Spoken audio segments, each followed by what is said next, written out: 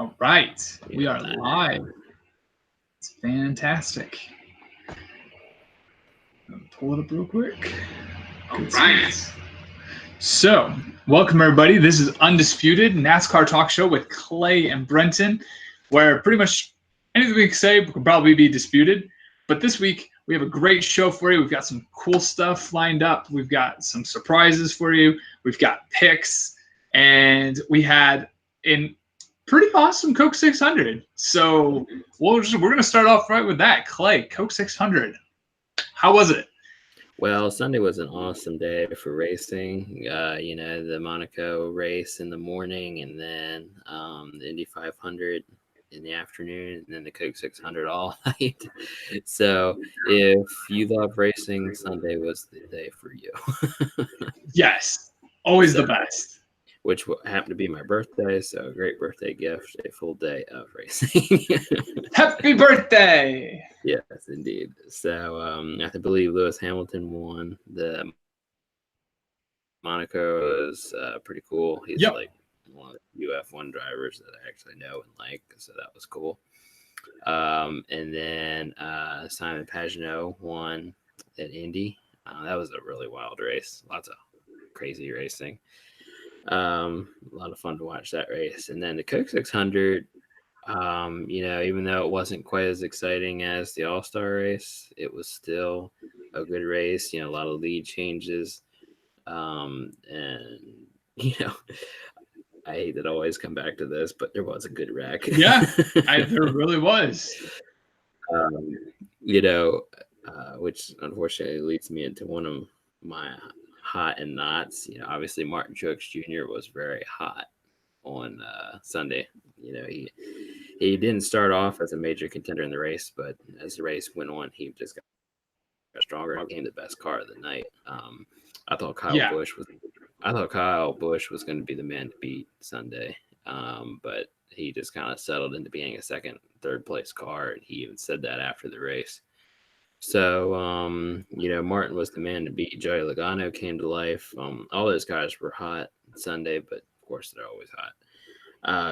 Kyle Larson, probably the largest culprit of the largest wreck of the race. Yeah. He's definitely on my not list. We saw that spark of energy come to him in the All-Star race, and I thought this was really going to be the start of something awesome. He was going to turn this season around and be amazing, but he just seemed to be back to his usual crap Sunday. Unfortunately, he had an awful start. Again, I'm undecided on whether or not it's his fault. It seems like he's either messing up or his cars suck, but they just can't get things in line. And it is just really disappointing to watch him fail week in and week out. Yeah. But he finally seemed to be getting into a rhythm, and he was running well in the middle and later stages of the race, and then just kind of fell apart and ended up wiping out terribly at the end of the race. That was unfortunate, but there was a lot of good racing. I like that restrictor plate type racing at Charlotte. I think it adds a new level of excitement, something that NASCAR's been missing for a while. The 4 and 5 wide racing at Charlotte, you just don't see that a lot. The restarts are great with all the pushing and shoving and even some drafting. It's just unreal to me to see the leader break the draft going down the backstretch like he's at Brickyard. Yeah. It's interesting. It's just a lot of fun to watch. Overall, good race. What was your thought? I completely agree. I thought it was a great race. Some of the cautions I wouldn't say they were unnecessary, but their timing was a little off as far as like when did the NASCAR finally decide to throw it? Then they decided to throw it. There were a couple of cars that had tires cut down, and NASCAR waits like a half a lap to 3/4 of a lap before they throw it. Eric Jones which was something new. I had never seen somebody really just stop up near the wall. That was interesting. When his tire went down, and I was hoping some of the other guys would do that because as the Toyotas started having more problems, I wish they would have just stayed up against the wall, and they would have probably made the caution laps a little quicker, because instead everybody just kept coming down. Part. Yeah. That honestly was really my only pet peeve, I guess, about the race, because I was riveted. I watched it start to finish. I really liked the moment of silence. I thought that was very respectful. That was very neat. Yeah, the racing itself was great. It got a little strung out after 20 laps, 30 laps, but then something caution would come out, bunch them all back up again, or some people would go on strategy of pit stops, and then that would back everybody up. So yeah, really interesting. Martin Truex is on my hot list, and it's weird, but like Joey Logano is also on my hot list. He he came from nowhere. He shows up. Yeah, he's the new closer. Yeah. So I think him and Martin really performed quite well. As much as I root for Kyle, I like, you could really just see that he was only a second or third place car. Like, it just was obvious. So I knew probably with 30 to go that it was not going to happen for Kyle. But it was fun to watch Martin and Joey go at it. So, well, you made a good point there with the blown tires and all the cautions we had due to that. What was the deal with the tires? I feel like Goodyear caught some hell Monday morning about all that. There were an unusual amount of cut tires, particularly with the Toyota teams. So I haven't read anything official about it, but from what they were talking about throughout the race, and what I also speculated, is I actually think it wasn't exactly the tire itself so much as the air pressure and the camber. I think all Toyotas were running something very, very similar. Surprisingly, Kyle must have been running something slightly different, because he never really had an issue with that. Either that they were just running different air pressure, giving him more pressure in the tire. But I really kind of think it looked more to me that when you have just some specific manufacturer doing that and nobody else, it kind of leans towards mechanical failure of some sort, control arms, or the suspension, the spring setup, something like that, and the tire's just running too hard on one spot. So, well, moving on, your hot list was Martin Truex Jr. and Joey Logano, basically all those guys up front. Who was kind of disappointing to you this weekend at Charlotte? Disappointing was Harvick. I don't know why I keep saying Harvick, because he kind of shows up on the disappointment list a lot lately, but he's just not there. Can't put it together. No. And hopefully he's not a repeat of the Jimmy Johnson type stuff, because Jimmy's getting a little better. But yeah, Harvick is just mind-boggling to me right now. That he's my solo knot. Like, I have no idea what his deal is. Well, we have our hot knot list, but I kind of created a new subcategory this week of our lukewarm list. That's great. That's a great addition. The entire Hendrick Motorsports team was on our lukewarm list this week. They weren't really hot, but they weren't really cold. They weren't gone. Chase Elliott, Jimmy Johnson, William Byron, and Alex Bowman all finished in the top 10. Which it wasn't a lot of talk about them so much during the night, but considering the up and down and primarily down year that they've had, that was a pretty impressive feat to have all four cars come in the top 10 on Sunday night. Particularly William Byron, who not only sat on the pole, but he led a good part of the early stages of the race. Unfortunately, he didn't win any stages, but he hung with the guys all night, which based on his performance thus far was impressive. I was impressed with that whole team Sunday night. Even Jimmy Johnson was back in the mix. So while they weren't hot and they none of them really looked like they were able to run away with the race, but they were there. They had a presence, and definitely are showing a little strength again. I completely agree. That's I was actually thinking about that. I'm like, if there's any lukewarm team out there, it's Hendrick. They're starting to boil, and maybe by the end of the season, these guys, all four of them, might be really firing on all cylinders. It'll be really interesting to watch. So they're making a comeback, but that's all in the past. It could all change next week. We're coming to Pocono this week, one of my favorite tracks, the Tricky Triangle. The Tricky Triangle. It's always an interesting track. So starting from pole through long shot, Brenton, who you got? All right, pole to long shot. This week, starting on pole, I have somebody from the Hendrick camp. I'm putting Elliott on pole. He seems to do pretty fast. He seems to be pretty fast when he can get a pretty large track.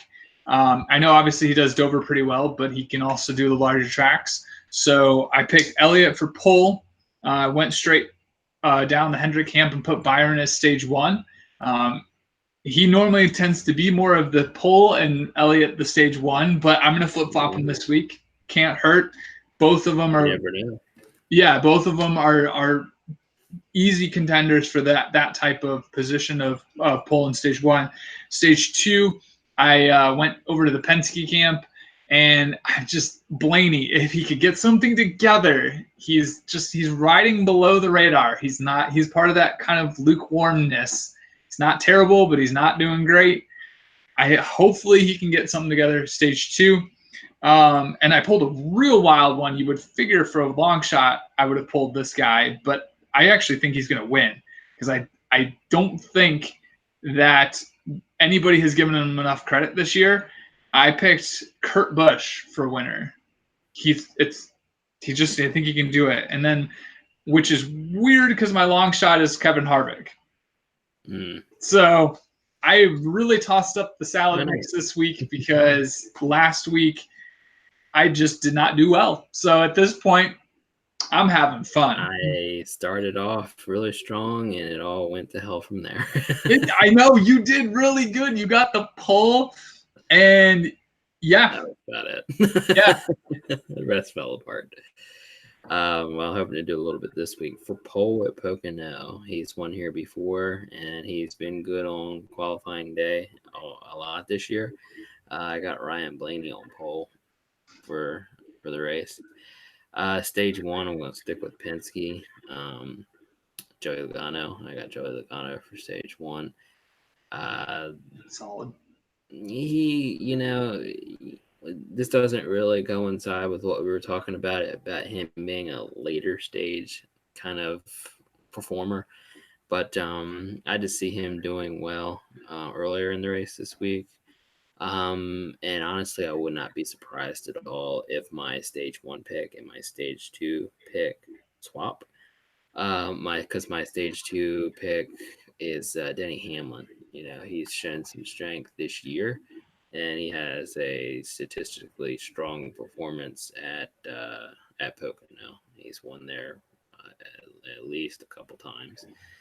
I see him coming up strong in stage two, but one of our more recent winners, and I haven't taken it out of the package, but I believe he was driving this car when he won at Pocono. Yep.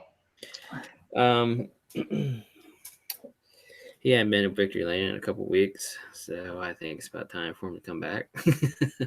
I hope so. That'd be great. I see Chase Elliott taking the checkers on Sunday. He's really been strong every week. He was the highest running Hendrick car this past weekend. Yeah. And he's proven that he's pretty darn good at Pocono. I got Chase Elliott for the win. And my long shot, sticking with Hendrick, he didn't finish second again, but he did finish about 7th or 8th, I believe, somewhere in the top 10. Alex Bowman's going to win himself a race one of these days. I don't know when, but he's going to do it. I think that is the best solid choice. I think this week you're going to get at least 3 right. I don't know which ones, but I think you're going to get at least 3 right. You're being very generous, Brenton. I might be, but compared to my list, this is looking good. So speaking of generosity, tell our viewers about a little surprise we got coming for them this week. Yes, we do. So, little surprise for y'all. We really appreciate you guys watching. We'd love all the interactions that we have with you guys. You guys mean a lot to us. So we are going to do a giveaway. As Clay showed you, he had a little diecast there. Both him and I are into diecast NASCAR. So what we're going to do is we're going to have a NASCAR diecast giveaway for 1/64th scale. Now, this is how you can be part of this giveaway. What we're going to do is on this video, if you like, subscribe, and comment your favorite driver, what we're going to do is on June 11th, our June 11th episode live, we're going to pick from the comments somebody's favorite driver, and that person's going to win a 1/64th scale car of their favorite driver. So that's just to say thank you all for being such a great audience, for supporting us, for interacting with us. We really appreciate everything you guys do, and we're really looking forward to just really taking care of you guys as viewers, because you take care of us. So we really appreciate it. Shipping and handling included. That is true. Yes. All on us. It is all on us. We're taking care of it. Between the two of us, we've got an idea and we've got it figured out. So June 11th. Being a pair of NASCAR nerds, Brenton and I have enjoyed doing this show, and whether or not anybody enjoys it, we have a good time. So we hope somebody out there enjoys it as much as we do. Yes, that's pretty much what it comes down to. It really does. Yeah. We want to be able to share our passion, and we do it together. So we're just hoping people enjoy these episodes, and you can join us. So, well, that is the surprise. That is our picks. Let us know what you think in the comments below. Again, comment your favorite driver, like the video, subscribe to All Out Octane, and we will see you on the next episode.